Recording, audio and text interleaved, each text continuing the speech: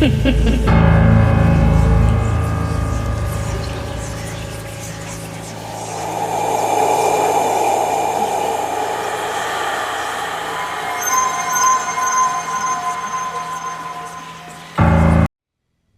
began with a whisper, a soft voice in the dark, calling a name that no one should have known, and it would end in death. This is the story of the Bell Witch, the haunting that terrified a family, haunted a town, and became legend across a young America. In the early 1800s, the frontier town of Red River, Tennessee was peaceful, isolated, a place of quiet farms, hard work, and long winters.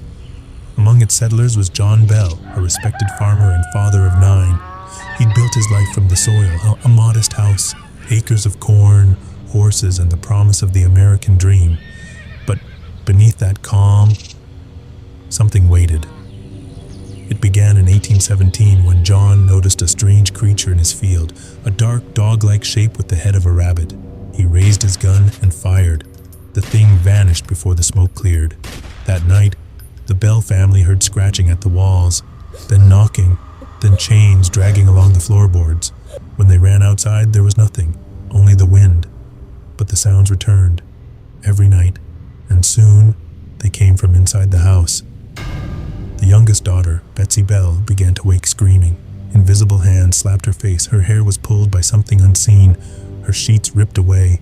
The family prayed, begged, searched for reason. Neighbors came to stay the night, and they heard it too. The knocks, the laughter, the voice. At first it was faint, a woman's whisper just at the edge of hearing. Then, one night, it spoke clearly.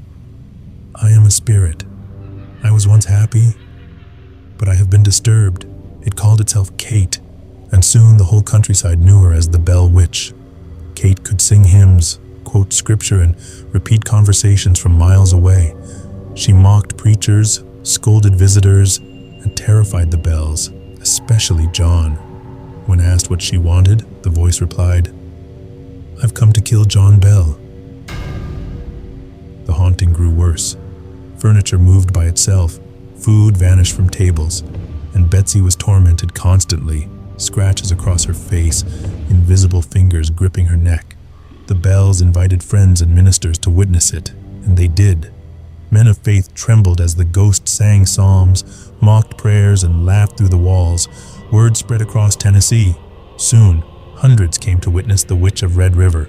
Some came in fear, some in fascination. All left changed. Among the visitors, it is said, was a young General Andrew Jackson, later to become President of the United States. When his men camped near the Bell farm, their wagon stopped moving. The horses froze, and a voice called out from the darkness, I'll see you tonight, General. That night, something unseen beat one of his soldiers until he fled screaming. Jackson left the next morning saying, I would rather fight the British than spend another night in that house. By 1820, John Bell had grown ill. His tongue swelled, his body shook. Doctors were baffled, and the voice of Kate never stopped tormenting him. She taunted him day and night. When he slipped into a coma, the family found a strange vial of dark liquid on his bedside table. The voice spoke again. I gave him a dose of that last night, and he'll never wake again. John Bell died the next morning. At his funeral, mourners heard the witch laughing. She sang a drinking song as they lowered his coffin into the ground. Time to rest, old Jack Bell, she said. I got my revenge. After John's death, the haunting slowed, but it never truly stopped. Betsy Bell, terrified, broke off her engagement. The spirit had told her she would never marry the man she loved. A year later, Kate's voice returned one last time, promising, I'll be back in 7 years. And she was. In 1828, the witch's voice echoed again, calm, familiar. She spoke of the past, of heaven, and of things yet to come. Then she vanished. Or so they thought. For more than 2 centuries, the legend of the Bell Witch has haunted Tennessee. The Bell Witch Cave near the old farm still stands, and visitors claim to hear whispers, laughter, and the sound of chains dragging through the dark. Skeptics call it hysteria. Others say it was grief, or poison, or rumor turned to folklore. But those who've been to Red River at night Those who've stood near that cave say something still lingers, because the Bell Witch was never just a ghost. She was a story made real, born of guilt, fear, and belief strong enough to open a door between the living and the dead.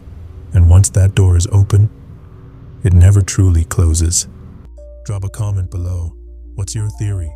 And don't forget to subscribe as we continue exploring the unknown beyond the veil.